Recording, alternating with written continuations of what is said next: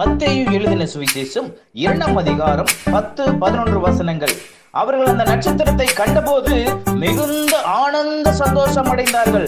அவர்கள் அந்த வீட்டுக்குள் பிரவேசித்து பிள்ளையையும் அதன் தாயாகிய மரியாளையும் கண்டு சாஷ்டாங்கமாய் விழுந்து அதை பணிந்து கொண்டு தங்கள் பொக்கிஷங்களை திறந்து பொன்னையும் தூப வர்க்கத்தையும் வெள்ளை போலத்தையும் அதற்கு